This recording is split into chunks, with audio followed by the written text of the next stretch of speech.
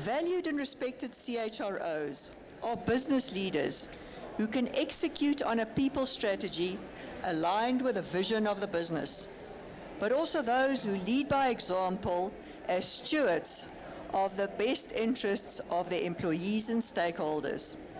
I'm Anneke Andrews, and it is my pleasure to introduce our panel to you today. Alice Bhebhe, the Executive Director HR at Pearson. Welcome, Alice. Thank you. And Pamela Xaba, Human Resources Director, Netstar.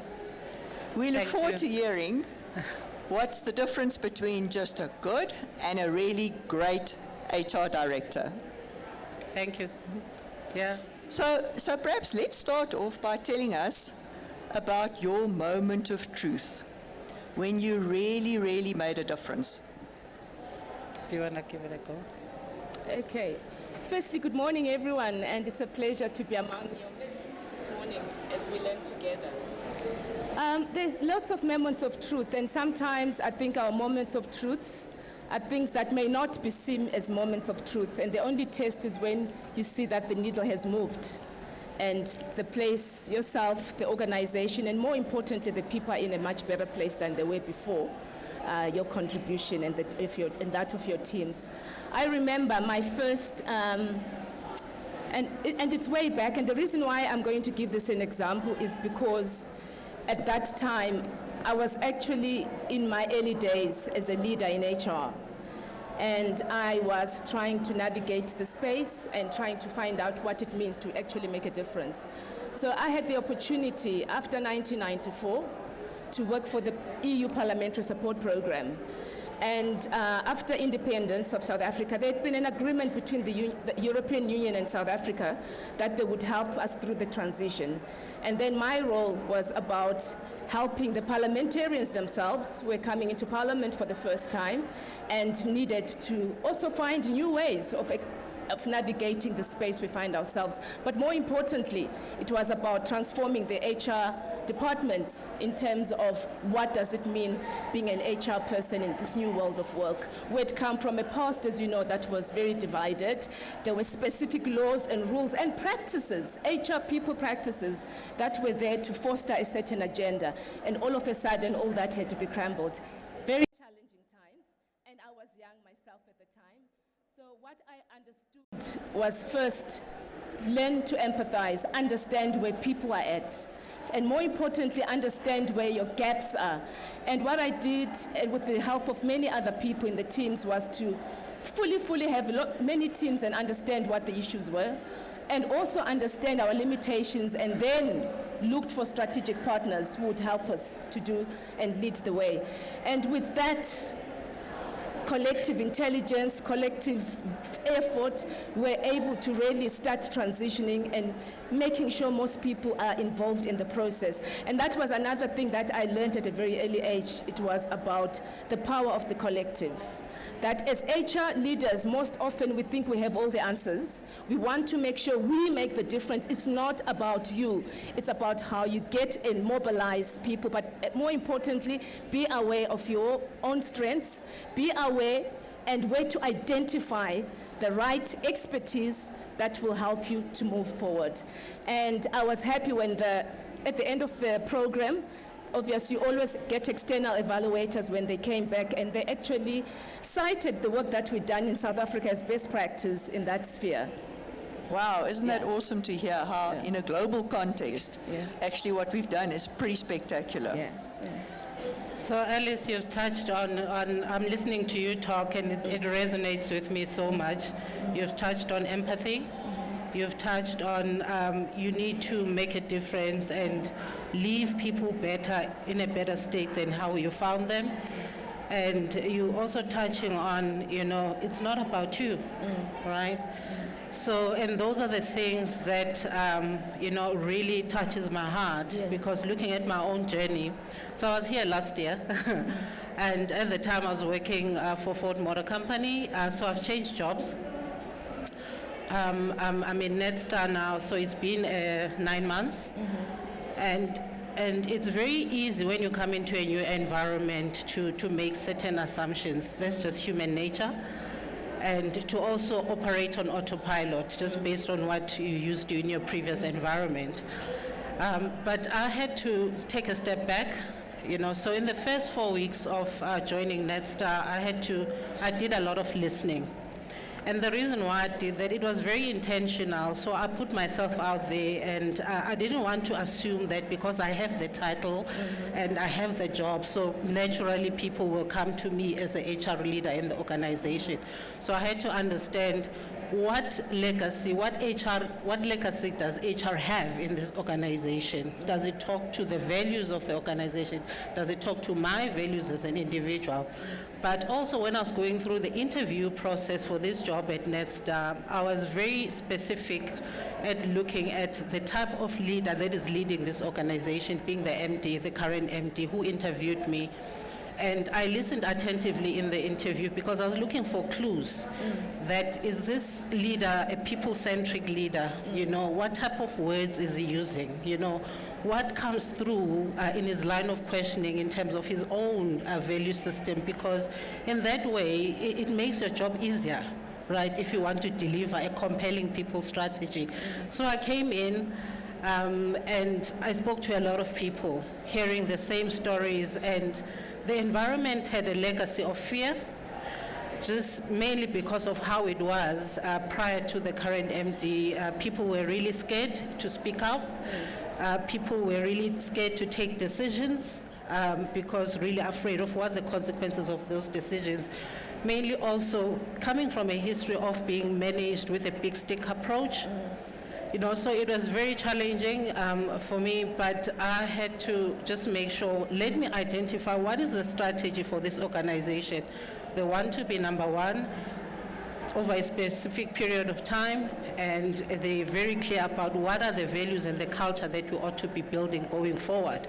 And the value that comes then as an HR leader is, you look at, okay, for me to assist this organization, all the executive team to lead a profitable organization, I need to be very clear about what is it that we do in the sales environment, because we're selling a product, right? So how do we know what is it that we have or we don't have in the sales environment in terms of skills, in terms of competencies? Are people even aware what they have? Because it's also very easy to just say, okay, let's put all of our sales guys into a training program, but then, how do you know that what impact it will have if you don't know what are the strengths, what are the shortcomings of the sales environment? So we did that process, started off with the competency assessments. The person might say, oh no, but that's just standard HR work that you ought to be doing anyway. True, but if you come into an environment where people have never, over a long time, been exposed to this type of things, you need to do that anyway, and that's what adds value. And then part of the feedback also I was getting is our leaders are not empowered. Leaders being managers, being supervisors in the organization. So therefore, as a result, then the teams that they lead, naturally, then they will not be empowered because of this element of fear that existed in the environment. We have a lot of leadership programs in the market. We all know them as HR professionals. But if you want to drive change in the organization, you need to introduce a leadership program that is going to create self-awareness in your leaders, because you can only lead people if you really know yourself, and you can lead yourself, and you can hold yourself accountable. Then it's only then that you can lead the team, you can lead the business, and then you can lead the industry, and then you can get to number one. So we started this leadership program. We took our senior leaders, which they've never been exposed to this, so it started in May. And it really centered around the concept of design thinking, which is really, in simple terms, it's a human-centric approach to solving problems. So you come up with a solution with the end user in mind, right? So it forces you to have empathy in the way that you design these products, because you ask questions. So if I was the user who's using these products, how would I feel about 1, 2, 3, right? But it also forces you as a leader to run to the fire, because it's also easy to bury your head in the sand when you're faced with challenges like that. So we running this program. It's for 6 months. We started in May. It's really also talks about how do we drive the concept of being a transformational leader in the organization, not just doing what you used to, but be intentional about the things that you do as a leader, so which revolves around self-awareness, empathy, and really how do you take your teams to the next level. So I'm really excited about this journey because it really supports the strategy of us getting to the next level as the organization. It sounds absolutely awesome, Pam. Yeah. What you say is so true. So I wanted to ask you on that, how do you maintain the balance between the day-to-day requirements of an executive job as the head of HR versus strategic issues and decision-making?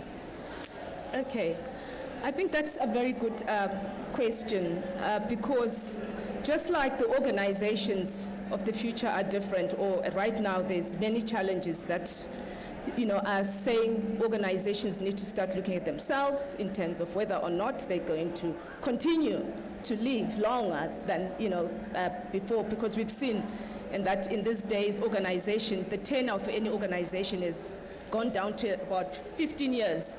I mean, I'm in an organization that's celebrating 175 years. So when I was just looking at things into perspective, thinking we could easily disappear like that. So what that means is we have to make sure as HR leaders, we ourselves, not only ourselves, but we're making sure that leaders are focusing on value-adding stuff. So that's where you are able to differentiate between what's strategic and what is tactical. So what that means, it means we need to start looking at our operational models. So I'm sure many of you are in your organizations, you've started looking at what is the fit-for-purpose HR operating model. We need to start making sure that all those things that are transactional, we live in a world of technology. Make sure you are automating stuff.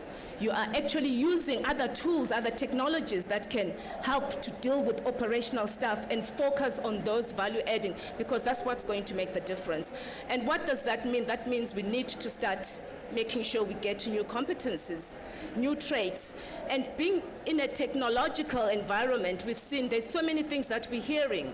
It means that there's fear, there's anxiety, so which means you need to change your mindset in terms of how you view technology.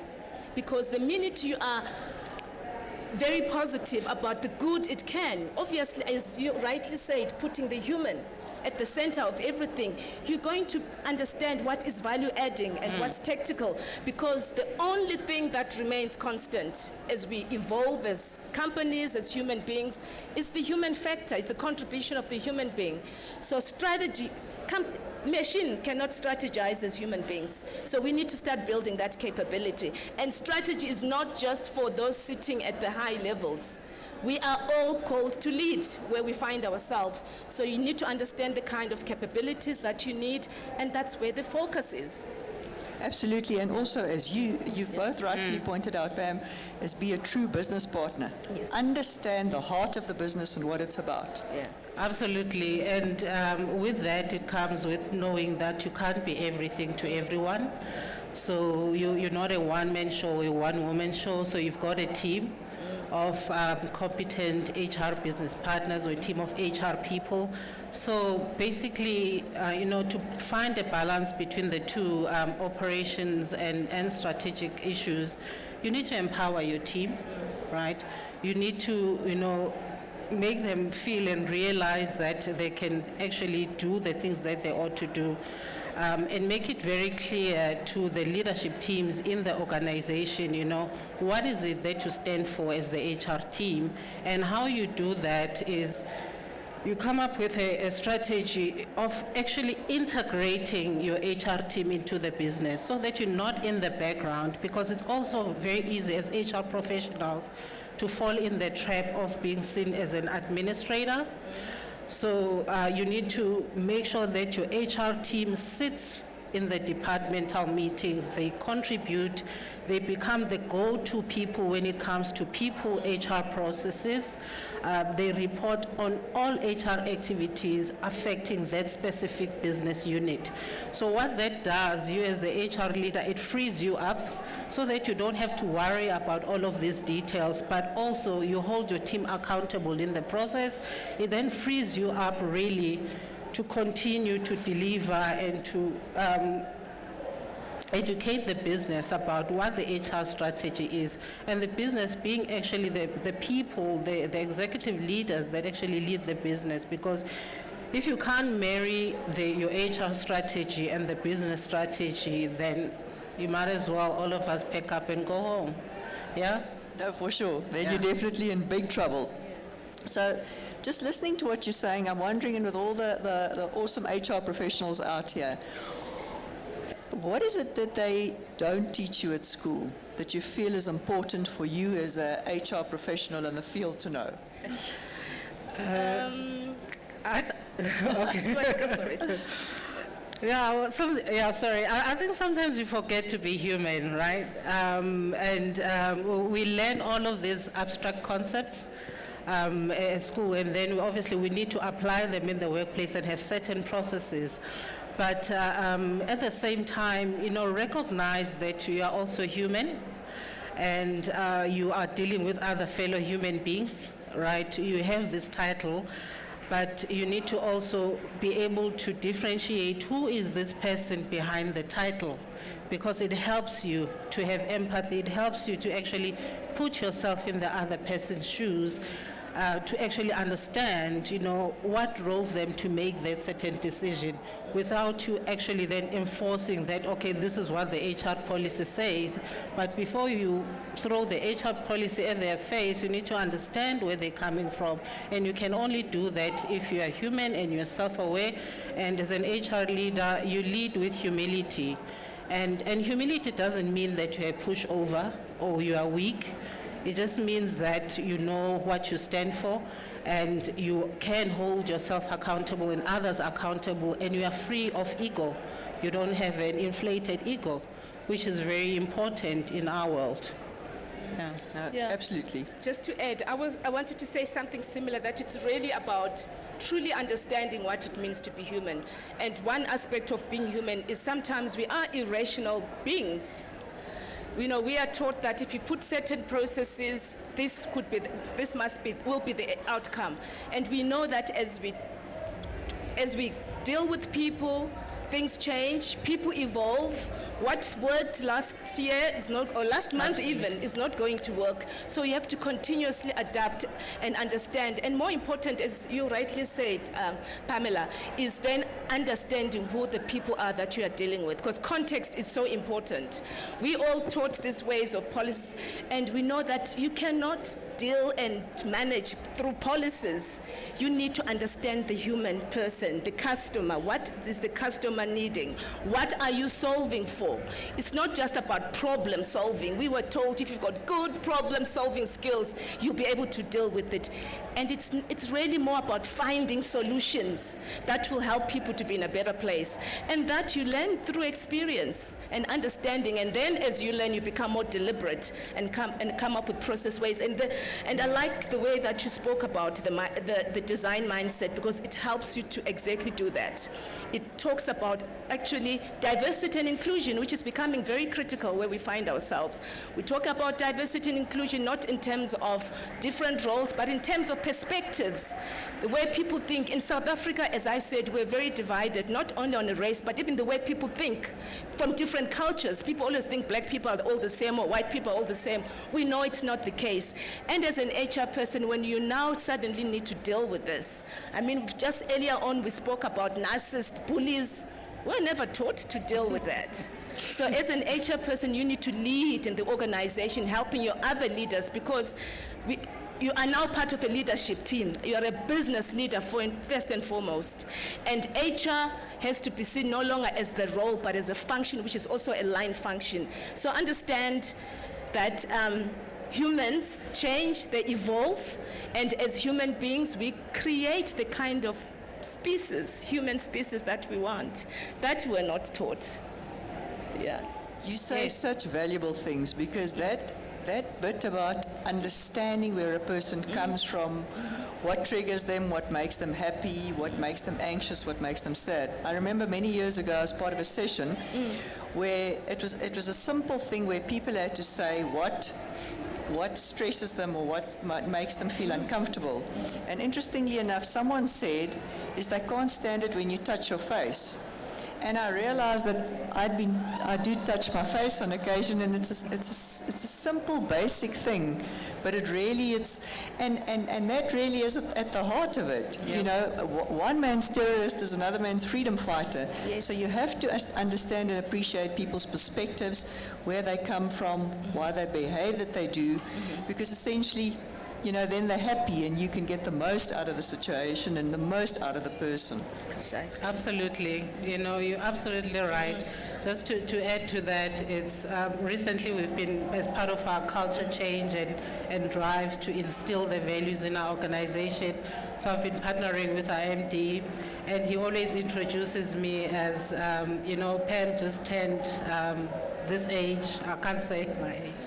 But I don't want to. Pam is a young lady, welcome. So what she did, she went to her village and she put on her beads and her Zulu beads and she danced and she celebrated.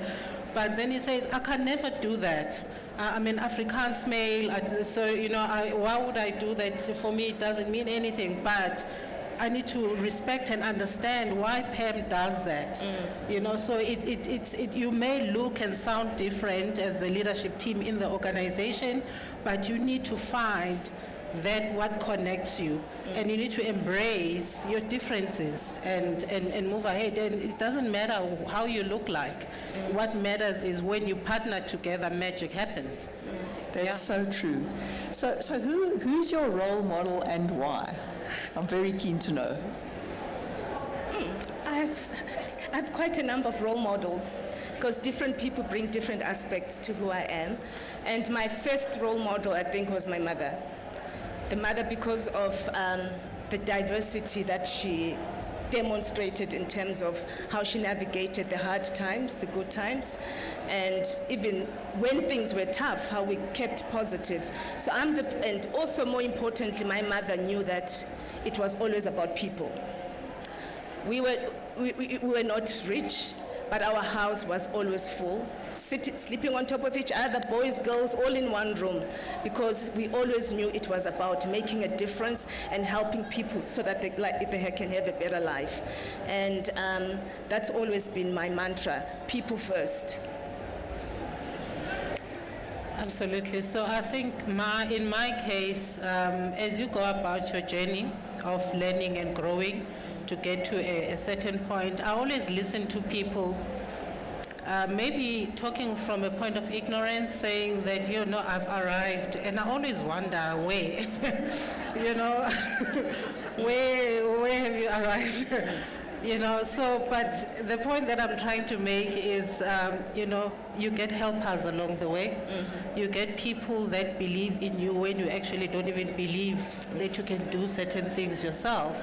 And they push you, you know. So, and one of those people for me, I've had a couple of them. So that's why I'm a firm believer in the mentoring process. It's the one person for me is a gentleman called Anton van der Walt. He used to be an HR director for one of the companies in the automotive industry. He's since retired, but what he has done, he's gone on to write, he's now an author of 2 leadership books. I actually brought one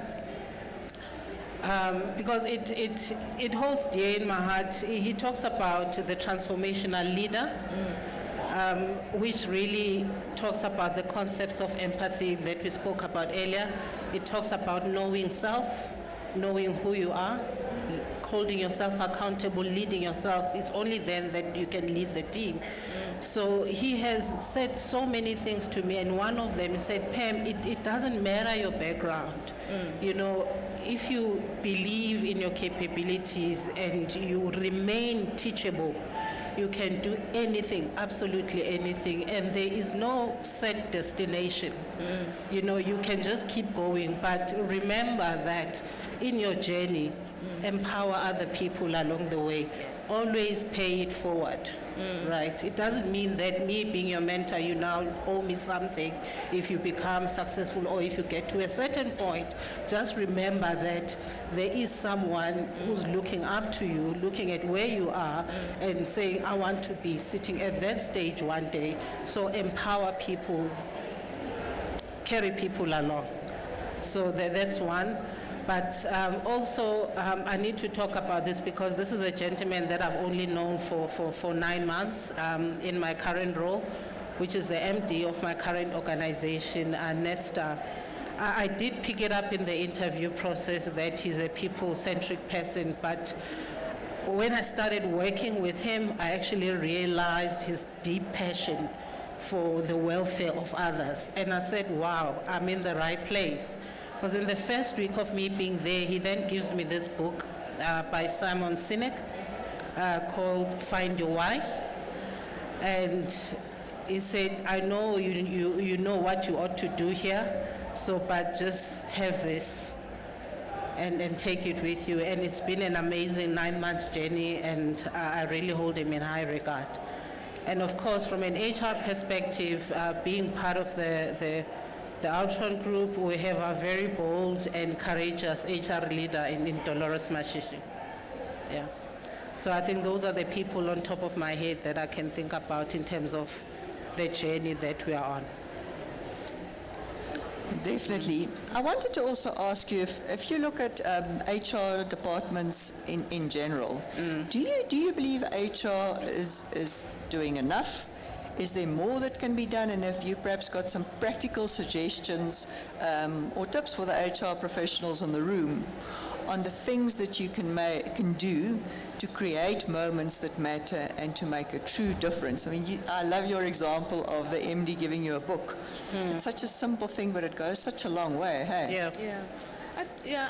I think HR is beginning to do what they need to do. As HR, as organization change, I think we have such a huge opportunity to really change what organizations are seeing. There's a report that I read by Deloitte, I think about 2-3 years ago, which talks about the need for a social enterprise.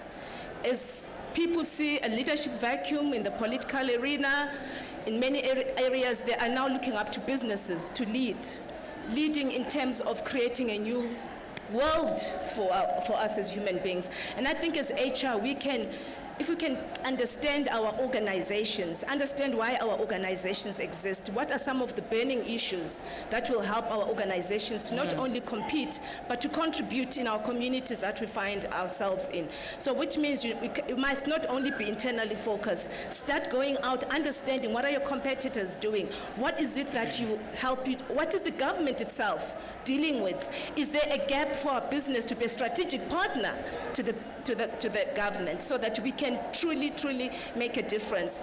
As the millenniums enter this new world, they're not looking to see whether they earn a lot of money, companies are making the right revenues and profits. They're saying, what difference are you making in this planet that we live in so that there is a tomorrow? So we have this opportunity to be the moral compass because they see us as the one leading the people, even though I said earlier on, HR is a line function, but you as the business leader, your portfolio is around people. And people means everyone, including the leaders that you're leading with. How do you help them to be people-centric? How do you help them to have a responsibility to the people that they lead internally and as external, the communities that help? And we can also start technology. We're always saying that it's about technology, and we think tech should be thinking of the technology.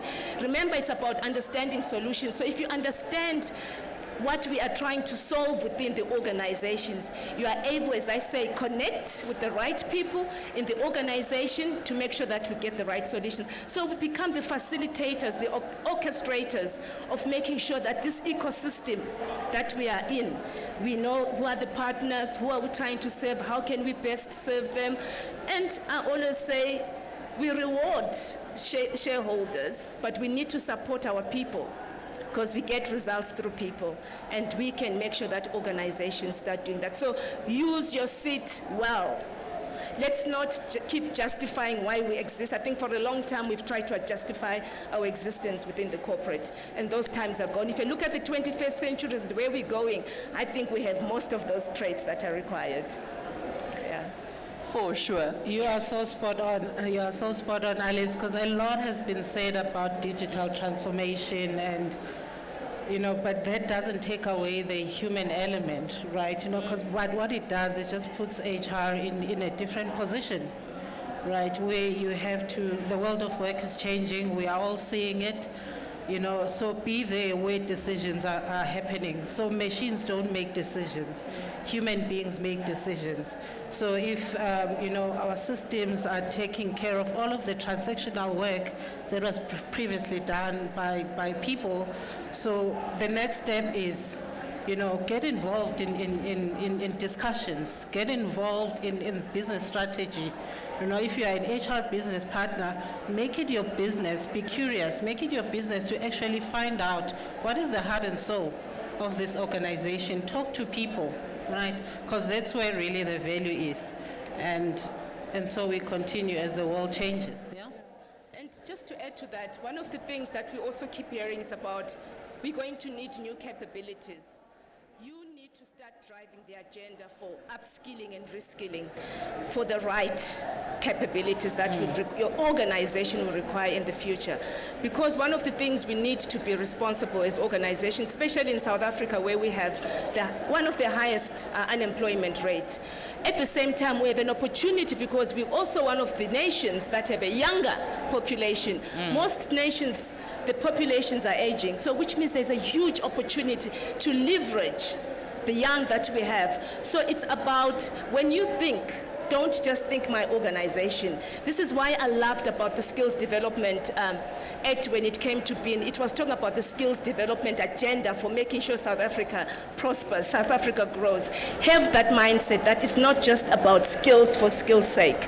It's about making sure we continue as an organization, but it's about making sure that people continue to meaningfully contribute. Because people, and it's not just technical skills, people are looking for meaning.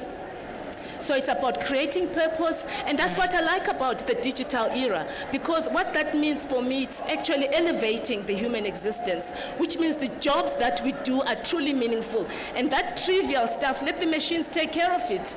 Humans are more important, so that's the agenda you need to drive. There is no need also for organizations to be always looking outside. If you are truly taking your talent agenda seriously, more can come from within. And as the HR leader, you need to drive that consciousness, because it's easy to go outside sometimes. So make sure you have a planned strategy. Employability is the in thing. Careers are not linear. People chop and change. So by building those capabilities, you're giving people choice and meaningful contribution. So that's what I would encourage you as leaders to really do. Such true words. Yeah. Thanks, Alice. Thanks, Bhebhe. Yeah. I'm keen to know if there are any questions from the audience. Anybody have a question that you'd like to pose to the panel? Here we go. If we can have we got a roving mic?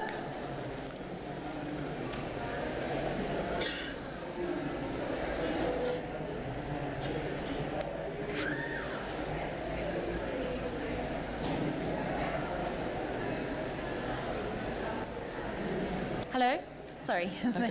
Thank you so much for your valuable insights. As you've mentioned, HR is a line function. So I work for an organization where the head of HR definitely has front seat in EXCO, which is fantastic. One of our challenges is that middle management is very quick to say HR said, or we're doing this because HR said as a tick box. How do you change that culture in a workplace? Anyone? Okay. So I'll take that. That is just a sign of, in my experience, that is just a sign of a manager who's not feeling empowered, first and foremost, because, and the danger in that is that then they end up using HR as a big stick. And as an HR leader, that's not the position you want to be in. So you need to then quickly, identify what are sort of the leadership programs or leadership development programs that you need to be introducing in your organization. If you have introduced them, there is nothing wrong with having a very frank and a straightforward discussion with that specific individual as a manager or a group of managers in terms of what is it that HR stands for. What is it? Also hold them accountable to the values of the organization, because that forces them to be accountable for their own decisions in their specific teams. So do not shy away from managers that say HR said. Actually say to them, no, it is your responsibility as a manager to lead this team. It is your responsibility to take accountability for this discussion. So you need to be in a space as an HR professional to be comfortable and have the courage and the confidence to have those type of difficult conversations with the managers. Never ever shy away from them, because then it compromises you as an HR person. I hope I answered your question. Maybe just to add to that, to share what we did. So as part of our business transformation, what we looked at was some of the operating models. And one of the operating models that we had to change was the HR operating model. Then the operating model made it very clear, and it was not just HR, it was part of the business transformation, that in this ecosystem called HR, we're going to have different roles and responsibilities. And when we talk HR, we no longer just talk about HR as in the people sitting in the function. You've got the line manager, you've got the employee, and you've got the various HR structures, whether it's centers of excellence, HR operations. And we then were very clear about what's the role of HR vis-a-vis the manager and the employee within this HR operating model. And also made sure that we had enablers in place to make it easier. That's where the automation came in terms of manager self-help, employee self-help. So as managers, they understood clearly what it means to be a manager at Pearson. It means that looking after my people and everything that pertains, whether it's the data, the insights, running some of the practices and processes, is my responsibility and the manager. And it's also part of my performance. So my performance also is about how I lead and manage the people that I have. And that has changed. And it was not easy. It was like, I remember when I was doing some of the road shows, it was, so what are you going to do as HR? I said, together collectively, we're going to make sure we change this organization. Don't we get and that make always? sure that, and by the way, it's about empowering you as a line manager. You don't have to wait for HR, asking for information that pertains to your teams. Just have to strike a button and it's all there. And so every month, so we started putting routines in place and rituals where line managers know, I need to check my organization. Do I have all the people under me? Are my people paid enough? This is where it needs to happen. Am I having conversations? Things like that. And eventually it's becoming part of the culture. Yeah. That was the only way. Yeah. For sure. Yeah. Can we have the mic up front here? Sorry, we had two questions on the front here, and then I'm going to you next. Hello? Oh, sorry. There's someone else has got the mic at the back. After you, please, can we have the mic in the front for the two ladies here with questions? Thanks. Thank you. My name is Ndabez Ntuli. I just want to find out in a nutshell, what specific skills, expertise, and knowledge does it take to be an HR leader, especially in this era of fourth industrial revolution? Thank you. So I'll take that. Okay. So that's a very, very good question. And it's critical that we continue to look at our roles in this changing world of work.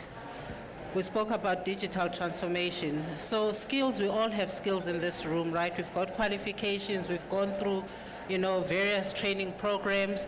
We know what people processes are in place, but what sets you apart, right, as an HR leader is to be able to talk your truth, to speak your truth all the time.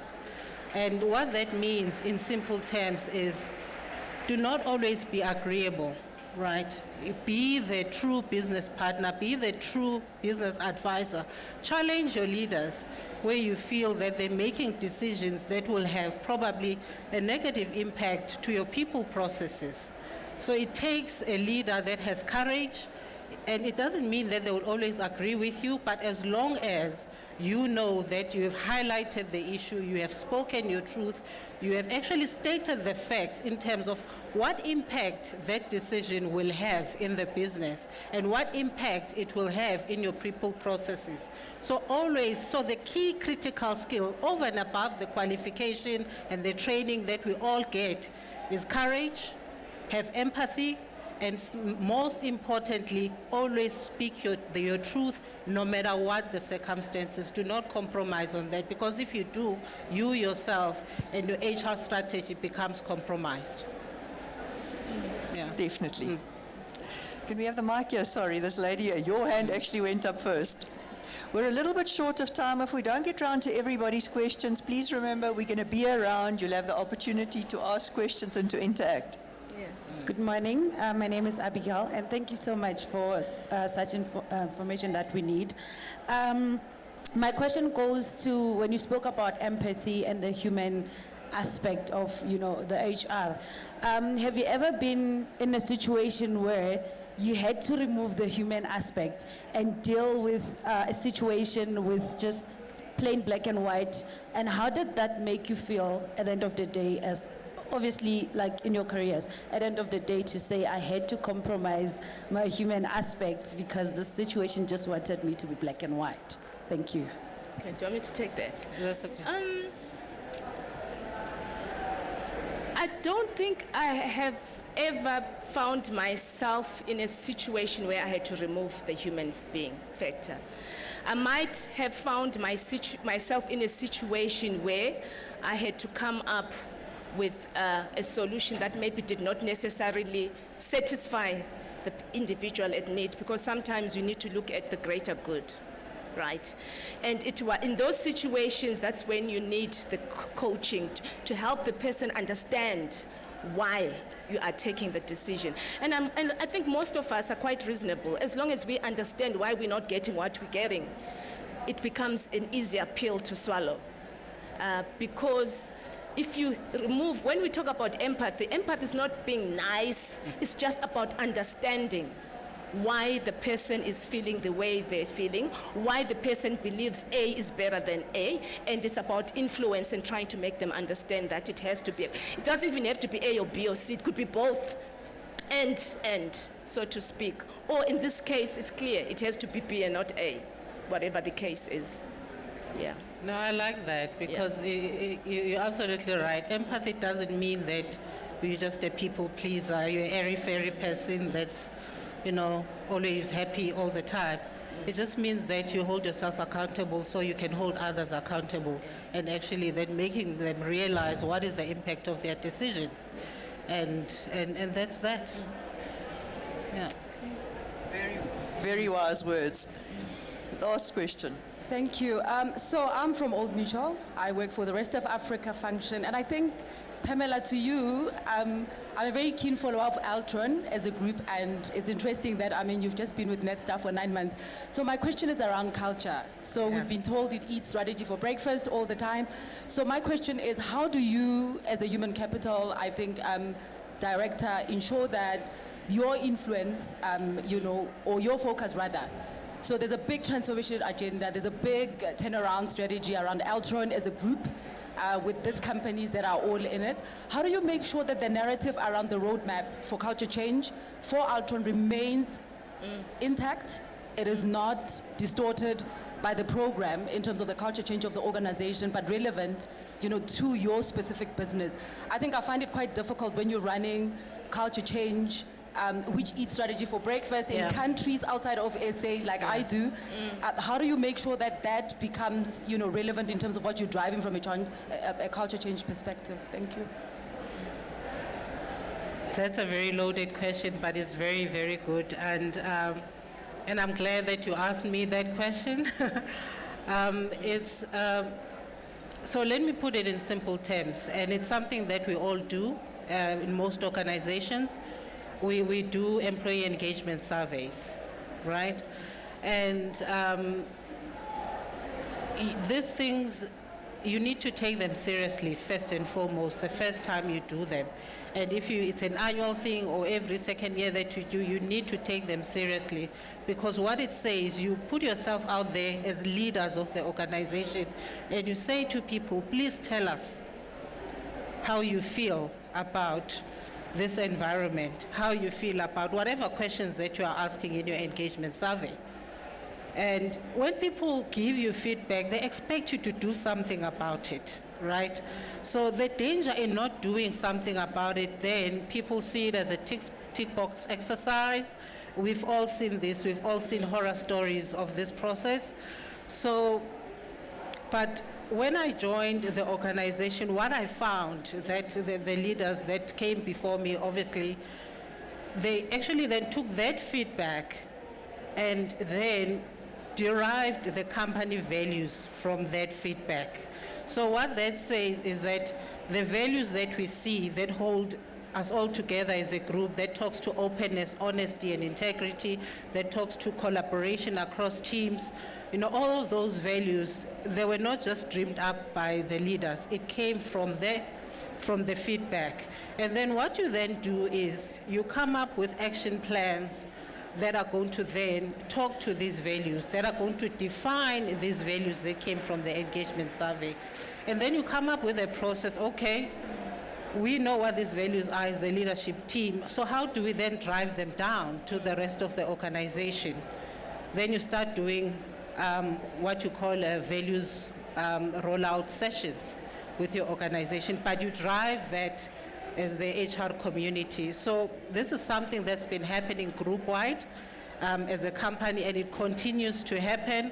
So what it does to people is it gets them to internalize the values and actually give them practical examples of what other organizations out there are doing to live their values. And what does it mean in simple terms? So when you say to a normal person in the organization, I want you to act with openness, honesty, and integrity, what does it mean? When you simplify it, it means that do that what you said you would do.